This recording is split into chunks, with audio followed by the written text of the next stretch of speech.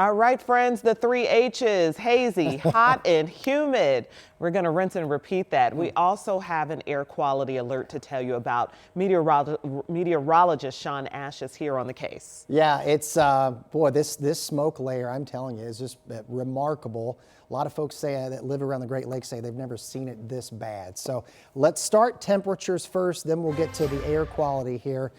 Yeah, we're in the middle and upper 80s right now. Forecast so far playing out as expected. You can see the haze in the sky. A lot of that is just from the stagnant air that we've had the last several days. We're up to 89. This will be the third straight day in the 90s. And the heat index is going to be peaking at 95 to near 100. And we're already close to that number in Lafayette as well as Kokomo. But Bedford has 100 on the heat index. Yeah, it's a soupy air too. So it's going to be a hot one. And here you go. Again, right around 100 on the heat index. The heat advisory goes technically until 8 p.m. And as we discussed yesterday, there would be some pop-ups. And we're starting to see that happen now over the southwestern part of the state.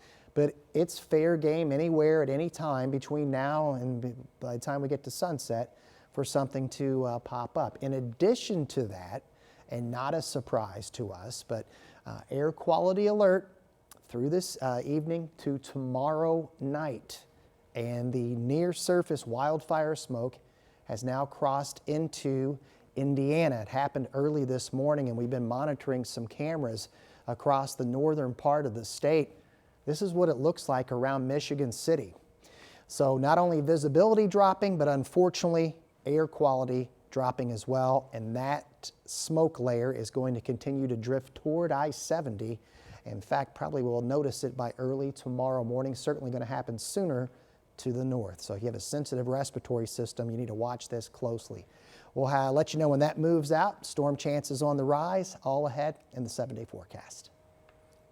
Thanks a lot, Sean. We'll check back in. New at noon, an EMT accused of assaulting a teenage girl inside an ambulance was in court for the first time this morning.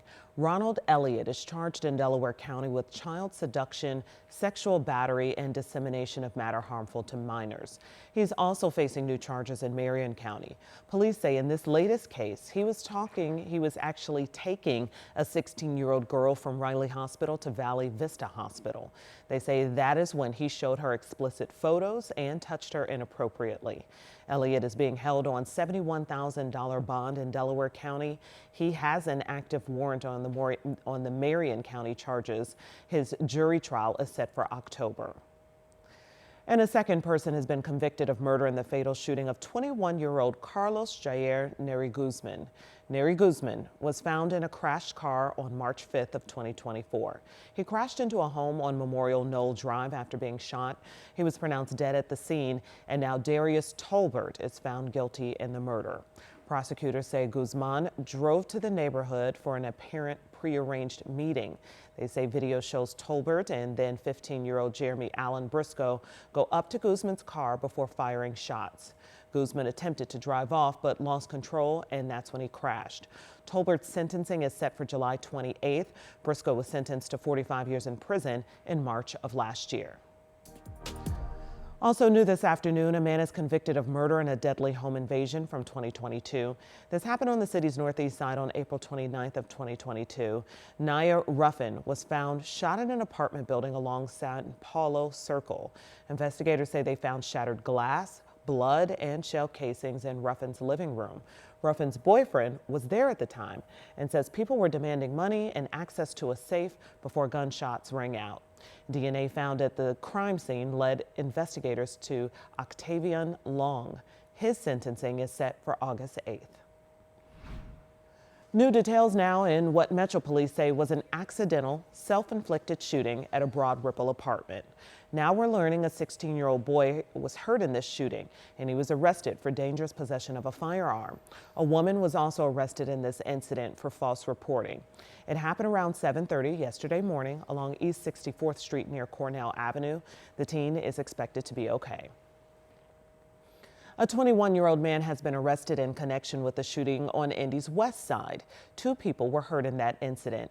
It happened around 2 this morning along Denison Street near West Washington and Holt Road. We know the 2 people shot were a man and a woman. They were taken to a hospital in stable condition. No word yet on what led to this shooting. The man arrested is facing a preliminary charge for criminal recklessness. Another family is suing a now closed Brownsburg daycare over child sex abuse allegations. So this latest suit makes similar claims to those of others, saying makes similar claims to those that other people were saying, that 22-year-old Gabriel Garner sexually abused children while he worked at Main Street University for Kids. Garner is currently in jail, charged with nearly 50 counts of varying child sex crimes. The lawsuit also accuses the daycare's former director and owner of failure to report after concerns were raised. A Muslim advocacy group is keeping a close eye on the State House to see if any legislation is filed targeting the Muslim community. So this comes after multiple controversial comments from Lieutenant Governor Michael Beckwith, the latest saying we should ban mosques from playing the call to prayer over a loudspeaker. 13 News went to a mosque in Fishers and spoke with the leader there. He says he doesn't know of any mosques that broadcast the call to prayer publicly. Members of the congregation shared their concerns with Beckwith over the comments. To see an elected official really coming out with just blatant lies and saying that, the call to prayer is a call to death and destruction is just shocking. I'm a father of 4, and so it makes me, scared for my wife and kids. Beckwith's office sent us this statement. Here's what it says in part. Beckwith will always stand up for American values and refuses to apologize for saying Sharia law has no place in this country and that American is now and always should be one nation under God. Well, Governor Braun is announcing the launch of an advanced nuclear-ready community program. He says it is to support communities that want to be designated sites for nuclear energy development. The focus here, small reactors and advanced facilities. A framework by the Indiana Office of Energy Development will help in the qualification process. The governor says developments have to align with local goals. We need to make sure that you don't impact the regular ratepayer of businesses and families, and you show how you're going to bring prices down. So this program aims to educate local leaders and neighbors about nuclear energy benefits, plus establish pipelines to train future nuclear workforces. The Indiana Utility Regulatory Commission is sharing a new affordability plan to ease payment panic. So the goal is to make bills more affordable and make it easier to understand what you're actually paying. There are 2 IURC investigations. One looks at return on equity, essentially how much profit utility companies are getting from our bills. The other is investigating trackers used by the companies to adjust rates. So we foot the bill for those trackers. So the commission wants utility companies to figure out if trackers are actually needed. And all of this comes amid an AES rate hike for Indiana customers. The governor has asked the IURC to reconsider those increases. The IURC chairman says it is a complicated puzzle between utilities, advocacy groups, as well as lawmakers. Our 13 News at Noon continues this Thursday. We have new details from attorneys for Nolan Wells' family. The steps they say they're taking to make sure this investigation is handled properly. Next. Spotty downpours popping up on live Doppler 13 radar. Could be a stormy finish to the week. I've got the timeline, what to expect in your forecast. And groups are speaking out over a change from state leaders over race and sex-based contracting, the move to transition to merit-based preferences and the response it's getting.